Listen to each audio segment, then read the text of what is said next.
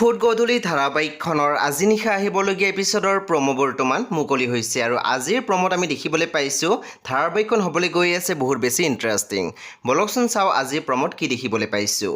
আজিৰ প্ৰমৰ প্ৰথম ভাগত আমি দেখিবলৈ পাইছোঁ অনামিকাই অনুক কৈ আছিল তোৰ দৰে এজনী বান্ধৱী থকাৰ বাবে মোকো ঘৰৰ মানুহে নানানটা কথা শুনাব লৈছিল।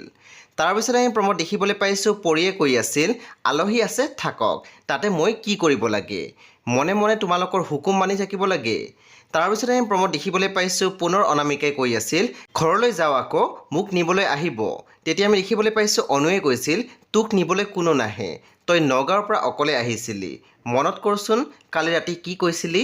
চ' বন্ধু বান্ধৱীসকল আজি নিশা 8:30 বজাত ৰং টিভিত আহিবলগীয়া ফুট গধূলি ধাৰাবাহিকখন খুবেই বেছি ইণ্টাৰেষ্টিং হ'বলৈ গৈ আছে। চ' আপোনালোকে চাবলৈ একেবাৰে নাপাহৰিব। পৰৱৰ্তী আপডেটৰ বাবে আপোনালোকে আমাৰ চেনেলটো ছাবস্ক্ৰাইব কৰি কাষত থকা বেল আইকনটো টিপি দিবলৈ একেবাৰে নাপাহৰিব।